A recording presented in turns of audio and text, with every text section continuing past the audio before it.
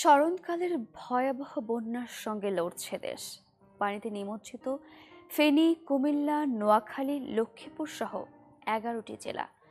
পানিবন্দী মানুষের হাহাকারে ভারী হয়ে উঠেছে দেশ। তবে স্বতঃস্ফূর্তভাবে ত্রাণ দিতে আসার জন্য সকলের এগিয়ে আসাও জাগাচ্ছে। বন্যা দুর্গত এলাকাগুলো দ্রুতই স্বরূপে ফিরুক, এ প্রত্যাশা শুরু করছি আজকের সকাল। আমন্ত্রণ কেওয়াইসি নিবেদিত সকাল 24-এ। আজ শনিবার 9 ভাদ্র 1431 বঙ্গাব্দ, 24 আগস্ট 2024 খ্রিস্টাব্দ। আপনাদের সাথে রয়েছি আমি সারিকা তাবাসসুম। দর্শক, আয়োজনের শুরুতেই আমাদের নিয়মিত আয়োজন পত্রিকা একটু চোখ বুলিয়ে নেব। দৈনিক পত্রিকাগুলো থেকে ঘটে যাওয়া দিনের উল্লেখযোগ্য সব ঘটনাগুলো নিয়ে একটু জেনে নেব। তবে শুরু করছি সমকাল দিয়ে। সমকালের শুরুতেই বন্যার খবর। ডুবন্ত জনপদে স্বজনের সন্ধানে। বন্যায় 7 জেলায় 15 জনের মৃত্যু। বন্যা কবলিত এলাকা ও ত্রিপুরা অঞ্চলে বৃষ্টি কমতে পারে। কয়েক জেলায় পরিস্থিতির উন্নতি। সাহায্য পেতে যত আকুতি, সাধ্য নেই তত। প্রতিটি এলাকায় আটকে পড়া মানুষের কান্না, আহাজারি। কেউ স্ত্রী, সন্তান, বৃদ্ধ মা বাবাকে নিয়ে টিনের চালে বসে আছেন, কেউ বসে আছেন দোতলা ভবনের ছাদে। দর্শক, বন্যার কয়েকটি চিত্রই এখানে তুলে ধরা হয়েছে। দর্শক, আমরা একটু বন্যা দুর্গত এলাকার খবর নিয়ে আসবো সরেজমিনে। আমরা চলে যাব ব্রাহ্মণবাড়িয়ায়। ব্রাহ্মণবাড়ি থেকে যুক্ত হচ্ছেন সহকর্মী প্রকাশ দাস। প্রকাশ দাস, আমরা বন্যার খবর পড়ছিলাম, আপনার পেছনেও আমরা দেখতে পাচ্ছি প্রায় হাঁটুর সমান পানি। ব্রাহ্মণবাড়িয়ার কি খবর, আসলে এখন কি পরিস্থিতি?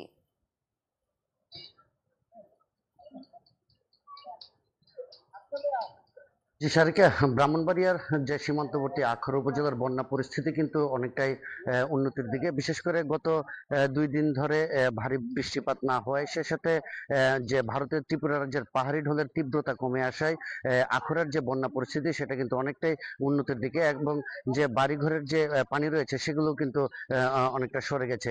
তো আমরা কিন্তু আজ সকাল থেকে আখাউড়া উপজেলার বিভিন্ন গ্রামে ঘুরেছি। গাজীর বাজার, আবদুল্লাহপুর, মুনিয়ন্দ, মুগরা সহ বেশ কিছু গ্রাম ঘুরে যেটা দেখেছি যে সেখানে কিন্তু যে ভারতের ত্রিপুরা রাজ্যের যে ঢল যে হাওড়া নদী দিয়ে আসছিল, সেখানে কিন্তু যে আগের যে তীব্রতা বা ভয়াবহতা সেটা কিন্তু একদমই স্থির হয়ে আছে।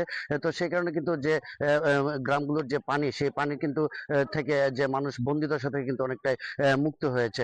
তো আমি এখন দাঁড়িয়ে আছি আবদুল্লাহপুর গ্রামে। আপনারা যদি দেখেন যে এখানে যে জাজিগাং রয়েছে, জাজিগাং দিয়ে কিন্তু ভারতের ত্রিপুরা রাজ্যের যে হাওরের ঢল এইগুলো কিন্তু প্রবাহিত হচ্ছে।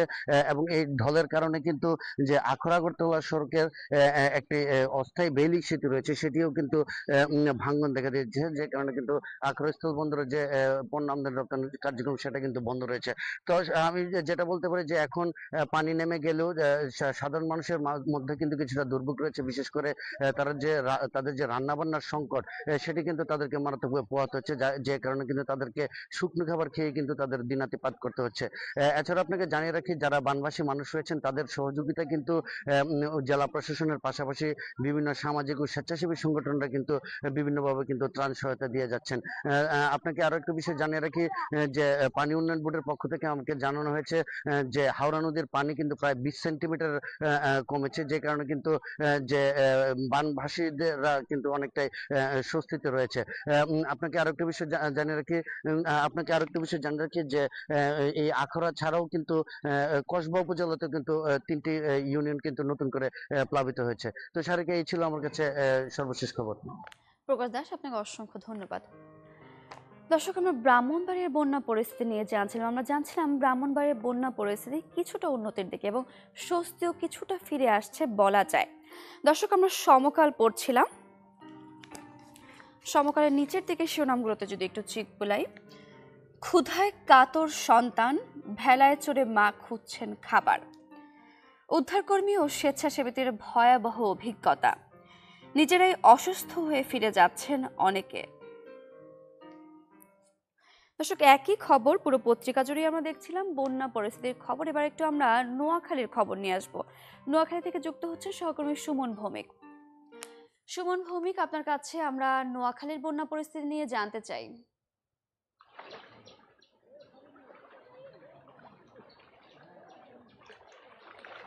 শারিকে আসলে সকালে জানাচ্ছিলাম যে দুর্ভোগের চিত্রের কথাগুলো আমরা তুলে ধরছিলাম সকালে। আমরা গত পরশু ঠিক ২টার পর থেকে কিন্তু এখনো পর্যন্ত বৃষ্টি তেমন একটা হয়নি। গতকাল রাতে কিছুটা বৃষ্টি হয়েছে, কিন্তু এই বৃষ্টি না হলেও পানি কিন্তু কমছে না। আমরা যে উপরের যে অংশগুলো রয়েছে মানে শহরের দিকে, সেখানে ১ থেকে ১.৫ ইঞ্চি করে পানি কমতে কিছুটা দেখা গেছে। তবে ওভারঅল কিন্তু পুরো জেলাতে যে ৭ থেকে ৮টা উপজেলায় যে পরিমাণ পানি জলাবদ্ধতা যে পরিমাণ তৈরি হয়েছে, সেখান থেকে আসলে ওইভাবে কিন্তু পানি নামছে না, এটা বলা চলে। আমরা অনেক যারা দুর্ভোগের মধ্যে রয়েছেন তাদের অনেকের সঙ্গে আমরা কথা বলেছি। তারা যেটি বলছেন যে আসলে কারো কারো জায়গায় গত ৮ থেকে ৯ দিন পর্যন্ত একই অবস্থা। আবার কোথাও কোথাও জায়গা যেগুলো উঁচু জায়গা সেগুলোতে গত ৪-৫ দিন পর্যন্ত পানি কোমর পরিমাণ পানি হয়েছে, হাঁটু পরিমাণ পানি হয়েছে।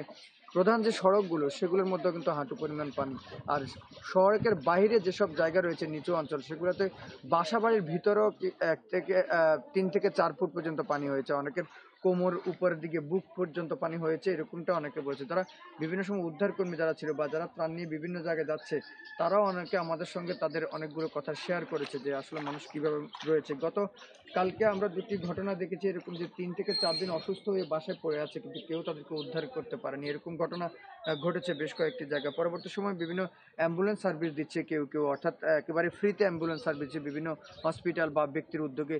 তারা অনেকে খবর পেয়ে সেখান থেকে গিয়ে যারা অসুস্থ রয়েছে তাদেরকে উদ্ধার করে হাসপাতালে দিয়ে আসছে। এরকম কয়েকটি ঘটনা আমরা গতকালকে দেখেছি। নোয়াখালীতে সেনবাগ, বেগমগঞ্জ এবং সদরের বেশ কিছু এলাকা অনেকটাই এখনো পর্যন্ত পানির মধ্যে। ১ থেকে ১.৫ ইঞ্চি কমলেও এটা আসলে যে পরিমাণ পানি উঠেছে সেই পরিমাণ এটাকে পানি কমেছে এটা বলা যায় না। কারণ এখনো পর্যন্ত একটি বাসাতেও মানে অর্থাৎ শহরের বাইরে যে বাসা বাড়িগুলো রয়েছে, কোথাও কিন্তু গত ৫-৬ দিন পর্যন্ত রান্না বান্নার কাজ করতে পারেনি। বেশিরভাগ মানুষ কিন্তু শহরের কাছে কিন্তু যারা রয়েছে তারা শহরের দিকে তাদের আত্মীয় স্বজনের বাসায় চলে আসছে, কিংবা আশপাশে যেসব দোতলা ৩ তলা স্কুল কলেজের ভবন রয়েছে সেগুলোতে তারা এসে সেখানে হয়তো বিভিন্ন জায়গা থেকে রান্না করে যারা বিভিন্ন স্বেচ্ছাসেবক সংগঠন কিংবা বিভিন্ন যারা বিত্তশালী রয়েছে তারা যারা রান্না করে দিচ্ছে সেগুলো খেয়ে কিন্তু গত ২ থেকে ৩ দিন তারা জীবন পার করছে।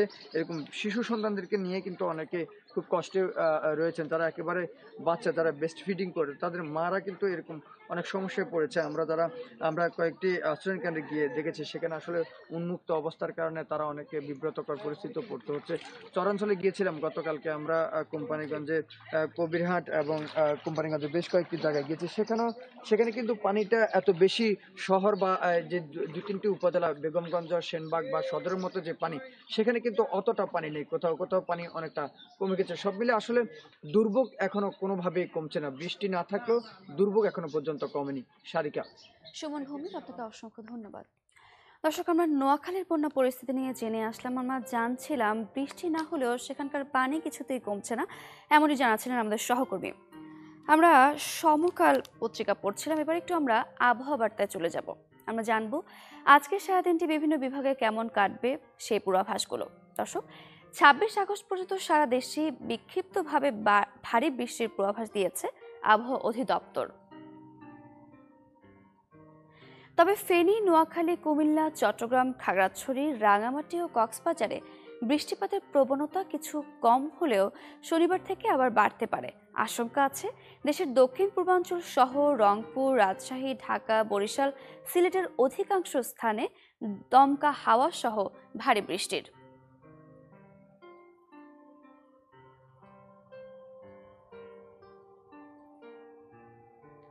দর্শক, চলুন জেনে আসি আবহাওয়ার কি পরিস্থিতি, আজকে সারাদিনটি কেমন কাটবে সেই পূর্বাভাসগুলো, সেই সাথে গেল ২৪ ঘন্টার তাপমাত্রার রেকর্ড আমরা জানবো।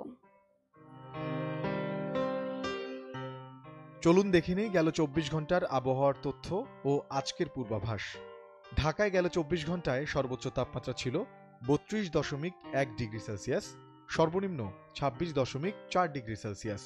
রাজশাহীতে গেল ২৪ ঘন্টায় সর্বোচ্চ ছিল ৩০.২ ডিগ্রি সেলসিয়াস, সর্বনিম্ন ২৬ ডিগ্রি সেলসিয়াস। রংপুরে গেল ২৪ ঘন্টায় সর্বোচ্চ তাপমাত্রা ছিল ৩৩.৭ ডিগ্রি সেলসিয়াস, সর্বনিম্ন ২৫.৭ ডিগ্রি সেলসিয়াস। ময়মনসিংহে সর্বোচ্চ তাপমাত্রা ছিল ৩১ ডিগ্রি সেলসিয়াস, সর্বনিম্ন ২৬ ডিগ্রি সেলসিয়াস। সিলেটে গেল ২৪ ঘন্টায় সর্বোচ্চ তাপমাত্রা ছিল ৩৫ ডিগ্রি সেলসিয়াস, সর্বনিম্ন ২৫.৭ 7°C। চট্টগ্রামের সর্বোচ্চ তাপমাত্রা ছিল 31.2 ডিগ্রি সেলসিয়াস, সর্বনিম্ন 25.2 ডিগ্রি সেলসিয়াস।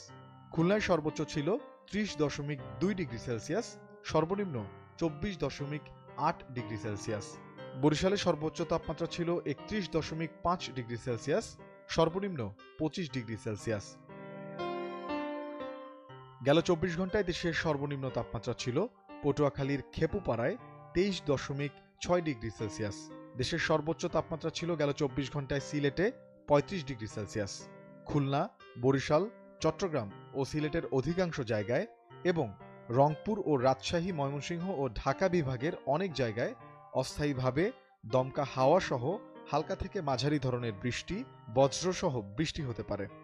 সেই সাথে দেশের কোথাও কোথাও মাঝারি ধরনের ভারী থেকে অতি ভারী বর্ষণ হতে পারে।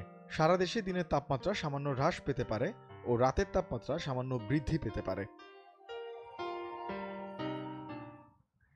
দর্শক, আবহাওয়া বার্তাটি জেনে নিলাম। আজও দেশের অধিকাংশ জায়গায় বৃষ্টির সম্ভাবনা রয়েছে আমরা জানছিলাম। আমরা পত্রিকায় ফিরে যাব আবারও। এবারে দেখে নেব প্রথম আলোর শিরোনামগুলো। যোগাযোগ বিচ্ছিন্ন অনেক এলাকা, আকস্মিক বন্যায় অনেক এলাকা এখনও যোগাযোগ বিচ্ছিন্ন। এরই মধ্যে কোমর পানি ভেঙে নিরাপদ আশ্রয়ের সন্ধানে বন্যা পীড়িত মানুষ। একটি ছবিও এখানে দেখানো হয়েছে। মৃত্যুর সংখ্যা বাড়ছে, এখন পর্যন্ত 757। ছাত্র জনতার আন্দোলন নিয়ে একটি শিরোনাম করা হয়েছে। গুলি, সংঘাত ও সহিংসতায় নিহত ব্যক্তিদের মধ্যে শিক্ষার্থী, নারী, শিশু, বিভিন্ন রাজনৈতিক দলের নেতাকর্মী সহ নানা শ্রেণী পেশার মানুষ রয়েছেন।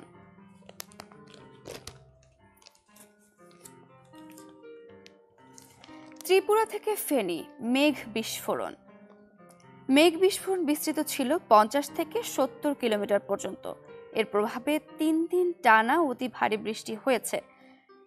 পশ্চিম দিক থেকে ঠান্ডা বাতাস দেশের পূর্বাঞ্চলের আকাশে প্রবেশ করে। অন্যদিকে বঙ্গোপসাগর থেকে আসা লঘুচাপ কক্সবাজার, চট্টগ্রাম হয়ে কুমিল্লা, নোয়াখালীর সীমানায় চলে আসে। বৃষ্টি আরও কমবে, কিছুটা উন্নতি হতে পারে বন্যার। দর্শক, এই ছিল প্রথম আলোর শিরোনামগুলো। প্রথম আলোর পরে আমরা দৈনিক ইত্তেফাকের শিরোনামগুলো এবারে দেখে নেব। একই শিরোনাম, বন্যা নিয়ে প্রত্যেকটি পত্রিকাতেই শিরোনাম করা হয়েছে। বন্যায় ক্ষতিগ্রস্ত 1.5 কোটি মানুষ, 15 জনের মৃত্যু। বিভিন্ন স্থানে বাঁধে ভাঙন, নতুন নতুন এলাকা প্লাবিত, দুর্ভোগে বানভাসীরা। ঢাকা চট্টগ্রাম মহাসড়কে 40 কিলোমিটার এলাকা জুড়ে যানজট, ফেনীর 92% মোবাইল টাওয়ার অচল। ধীরে ধীরে নামছে পানি, 5 জেলার উন্নতি। বাংলাদেশের পূর্বাঞ্চল ও উজানের ভারতের ত্রিপুরা রাজ্যে গত 24 ঘন্টায় বৃষ্টিপাত হ্রাস পেয়েছে। আগামী 48 ঘন্টায়ও ভারী বৃষ্টিপাতের আভাস নেই। দেশের উত্তর পূর্বাঞ্চল, পূর্বাঞ্চল ও দক্ষিণ পূর্বাঞ্চলের নদীগুলোর পানি ধীর গতিতে কমছে। আন্তর্জাতিক নদী আইনের নীতি অনুযায়ী প্রতিবেশী রাষ্ট্রের ক্ষতি করা যাবে না, বলেছেন রিজওয়ানা। আন্তর্জাতিক নদী আইনের নীতি অনুযায়ী প্রতিবেশী রাষ্ট্রের ক্ষতি করা যাবে না বলে মন্তব্য করেছেন বন, পরিবেশ ও জলবায়ু পরিবর্তন এবং পানি সম্পদ মন্ত্রণালয়ের উপদেষ্টা সৈয়দা রিজওয়ানা হাসান। দৈনিক ইত্তেফাকের শিরোনামগুলো তো আমরা এক ঝলকে দেখে নিচ্ছিলাম। এবার একটু আমরা বণিক বার্তায় চলে যাব। বন্যার ভয়াবহ চিত্র নিয়ে শিরোনাম, প্লাবিত হচ্ছে নতুন নতুন এলাকা। বন্যায় 11 জেলায় 48 লাখ মানুষ ক্ষতিগ্রস্ত। কাল পর্যন্ত বৃষ্টির আভাস। ভারত পাকিস্তান পানি বন্টন চুক্তি, সিন্ধু কমিশন 64 বছর ধরে কাজ করছে সফলভাবে। সিন্ধু অববাহিকাকে ঘিরে হওয়া পানির হিস্সাটি দক্ষিণ এশিয়ার সবচেয়ে পুরনো ও দীর্ঘ সময় ধরে চালু থাকা আন্তর্জাতিক পানি বন্টন চুক্তি। আওয়ামী লীগ আমলের প্রভাবশালীদের বিরুদ্ধে হত্যা মামলার গন্তব্য কি? যে কোনো মামলা দায়েরের একটি প্রক্রিয়া রয়েছে। তথ্যগত দুর্বলতা নিয়ে এখন যে মামলাগুলো হচ্ছে, স্বাভাবিকভাবেই আদালতে গেলে আইনজীবীরা এসব ত্রুটি খুঁটিয়ে দেখবেন, বলেছেন নূর মোহাম্মদ, সাবেক আইনজীবী। ওবায়দুল কাদের পলাতক নাকি সেনা হেফাজতে? তীব্র আন্দোলনের মুখে 5 আগস্ট পতন ঘটে আওয়ামী লীগ সরকারের। সেদিনই দেশ থেকে পালিয়ে ভারতে যান দলটির সভাপতি শেখ হাসিনা। সরকারের বিভিন্ন মন্ত্রী এমপি সহ নীতি নির্ধারণী পর্যায়ের ব্যক্তিরা গা ঢাকা দেন। দর্শক, ওবায়দুল কাদেরকে নিয়ে একটি শিরোনাম আমরা পড়ছিলাম। দর্শক, সবশেষে আমরা কালের কণ্ঠের শিরোনামগুলো দেখব। মানুষ বড় কাঁদছে, তুমি মানুষ হয়ে পাশে দাঁড়াও। ভয়াবহ বন্যায় অসহায় মানুষের বেঁচে থাকার লড়াই। বন্যায় আক্রান্ত প্রায় ৪৫ লাখ মানুষ, ঘরবাড়ি রাস্তাঘাট তলিয়ে পড়ায় বিপাকে তারা। অল্প সময়ের মধ্যে অতিমাত্রায় ভারী বৃষ্টিপাত, বিশেষজ্ঞের মতে বন্যার মূল কারণ। উজানের ভারতে ও দেশের ভেতরে অতিবৃষ্টি। উজানের ঢল এসে প্লাবিত করেছে ভাটি অঞ্চল। এক সপ্তাহে ত্রিপুরায় গড় বৃষ্টি ৩০০% বেশি। দর্শক, এই ছিল মোটামুটি আজকের দিনের প্রধান শিরোনামগুলো। আমরা বন্যা নিয়ে প্রত্যেকটা পত্রিকাতেই শিরোনাম দেখছিলাম। দর্শক, এই মুহূর্তে আমরা একটা বিরতি নিয়ে আসবো, ফিরে আসবো কিছুক্ষণের মধ্যেই, আমাদের সঙ্গেই থাকুন।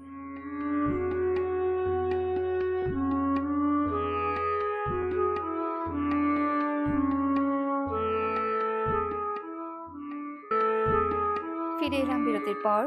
আবারও আমন্ত্রণ কেওয়াইসি নিবেদিত সকাল 24। দর্শক, আবারও একটু আমরা বন্যার আপডেট নিয়ে আসবো। এই মুহূর্তে আমরা চলে যাব কুমিল্লায়। কুমিল্লা থেকে যুক্ত হচ্ছেন সহকর্মী জাহিদুর রহমান। জাহিদুর রহমান, আমরা কুমিল্লার বন্যা পরিস্থিতি নিয়ে একটু জানতে চাই। ত্রাণ সহায়তা পৌঁছালো কিনা, সেই সাথে সেখানকার সার্বিক পরিস্থিতি যদি তুলে ধরতেন আমাদের সামনে।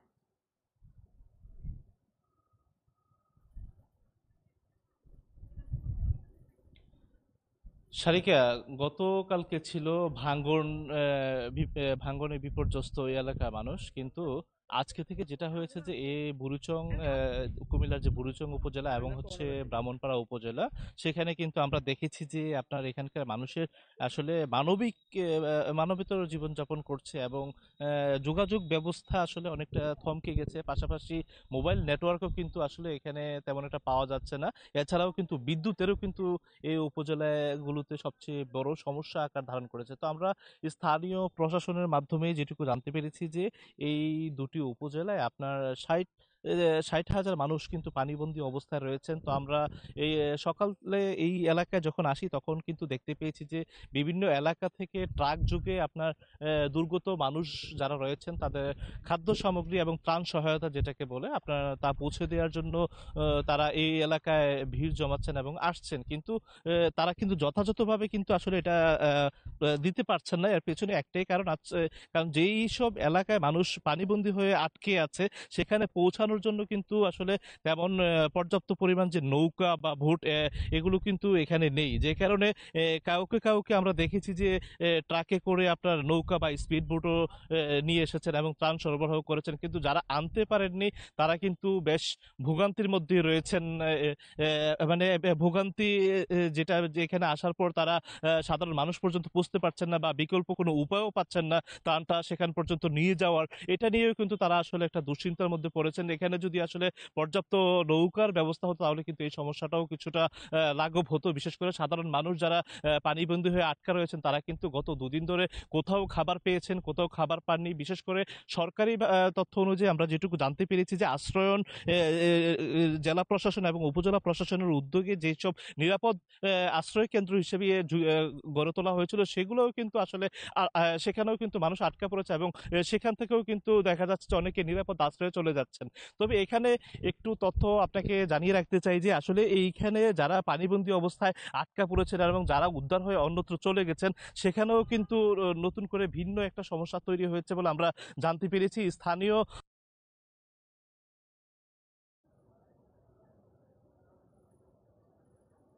দুর্বৃত্ত বা চোর ডাকাত কিন্তু তাদের বাড়িতে হানা দিয়ে তাদের যে মালামাল পানির মধ্যে আটকা রয়েছে সেটাও কিন্তু সেখান থেকে নিয়ে যাওয়া হচ্ছে। এই ধরনের অভিযোগও কিন্তু আমাদের। দর্শক, জাহিদুর রহমান কুমিল্লার বন্যা পরিস্থিতি নিয়ে জানাচ্ছিলাম। আমরা পত্রিকায় বন্যা পরিস্থিতির খবরাখবরগুলো জানছিলাম। আমরা বন্যা দুর্গত জেলাগুলো থেকে বন্যার পরিস্থিতির সরেজমিনে জানছিলাম। সেই সাথে আরেকটু তথ্য আমি যুক্ত করতে চাই। আকস্মিক এই ভয়াবহ বন্যায় ভাসছে 11 জেলা। আমরা পত্রিকায় পড়ছিলাম যাতে এখন পর্যন্ত 15 জনের প্রাণহানির খবর মিলেছে।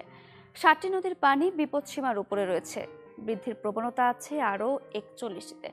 তবে বৃষ্টি থামায় কিছু স্থান থেকে নামছে বানের পানি। আমরা একটি প্রতিবেদনের মাধ্যমে আরো বিস্তারিত জেনে আসব। পাখির চোখে দেশের গোটা পূর্বাঞ্চল যেন এক দ্বীপাঞ্চল। উজানের পানিতে ভাসছে ফেনীর বিস্তীর্ণ জনপদ। বসতভিটা থেকে সড়ক সবখানেই বানের স্রোত, পানিবন্দী কয়েক লাখ মানুষ। অতিবৃষ্টি ও পাহাড়ি ঢলে কুমিল্লার গোমতী নদীরক্ষা বাঁধ ভেঙে প্লাবিত 7টি ইউনিয়ন। বুড়িচাং উপজেলার বুড়বুড়িয়া এলাকায় ভাঙা বাঁধটি স্থানীয়রা বালু ফেলে নিয়ন্ত্রণের চেষ্টা করেও লাভ হয়নি। জেলায় পানিবন্দী হয়ে আছে প্রায় 2 লাখ মানুষ। নোয়াখালীর কিছু এলাকায় পানি কমেছে, বাড়ছে অন্য এলাকায়। নতুন করে তলিয়ে গেছে আরও কিছু গ্রাম। তেমন উন্নতি নেই সেনবাগ, সোনাইমুড়ি সদর, বেগমগঞ্জ, কোম্পানিগঞ্জের বন্যা পরিস্থিতির। খাবার ও বিশুদ্ধ পানি সহ নানা সংকটে জেলার 20 লাখ মানুষ। চট্টগ্রামে হালদা নদীর বাঁধ ভেঙে হাটহাজারী উপজেলার অনেক গ্রামই প্লাবিত হয়েছে। এখনও হু হু করে লোকালে ঢুকছে পানি। ফরহাদা বাঁধে বিদ্যুতায়িত হয়ে প্রাণহানি ঘটেছে। মিরসরাইয়ের বিভিন্ন গ্রামে পানিবন্দী শত শত মানুষকে উদ্ধার করে নেওয়া হয়েছে আশ্রয়কেন্দ্রে। বন্যায় নাজুক, ফটিকছড়ি, সাতকানিয়া, লোহাগাড়া সহ বিভিন্ন এলাকা পানিবন্দী হয়ে আছেন হাজারো মানুষ। রাস্তার পাশ থেকে মেডি নিয়ে বস্তা দিয়ে অনেক চেষ্টা করছি, ওইখানে বস্তা আছে এখনো। বগরের পাশে দিয়ে বান দিতে দিতে তারপরও থাকে না, উপর দিতে ফোরতে ফোরতে সবগুলা ভেঙে গেছে আর সহ্যর বাইরে গেছে আমাদের। মেডিকেল রোড দিয়ে ঢুকতে পারি না, জংখার দিয়ে ঢুকে এখানে আসছি, এখান থেকে আর ঢুকতে পারতেছি না। তো আপনাদের সহযোগিতাও পাইছি বিদায় স্ট্রেচারটা নিয়ে আমরা এখানে মেডিকেলে ঢুকতেছি এখন। মৌলভীবাজারে ধলাই নদীর পানি কমলেও অপরিবর্তিত আছে মনু, কুশিয়ারা ও জুড়ি নদীর পানি। হবিগঞ্জে এখনও প্লাবিত অসংখ্য গ্রাম। ব্রাহ্মণবাড়িয়ার আখাউড়ায় বৃষ্টি না হওয়ায় পানি কমছে, তবে হাওড়া নদীর একটি বাঁধের 3টি অংশ ভেঙে যাওয়ায় এখনও পানি ঢুকছে লোকালয়ে। আখাউড়া ও কসবায় প্লাবিত 60টি গ্রাম। এই বাঁধরা দীর্ঘ 15 বছর যাবত কোনো নিষ্কাশন, কোনো মেরামত করা হয় না, যার কারণে আজকে এই বাঁধরা ভেঙে গেছে। যদি আকাশের বৃষ্টি না থাকে তাহলে অল্প পানি আস্তে আস্তে জায়গা যাবে, নিচের দিকে যাবে, কমবে। পার্বত্য জেলা খাগড়াছড়িতে বন্যা পরিস্থিতির উন্নতি হয়েছে, তবে রাঙামাটিতে দুর্গম এলাকাগুলো এখনও প্লাবিত আছে। পানি উন্নয়ন বোর্ডের বন্যা পূর্বাভাস ও সতর্কীকরণ কেন্দ্র বলছে সারা দেশে 7টি নদীর পানি বিপদসীমার উপর দিয়ে বইছে আর 41টি নদীর পানি বৃদ্ধির প্রবণতায় আছে।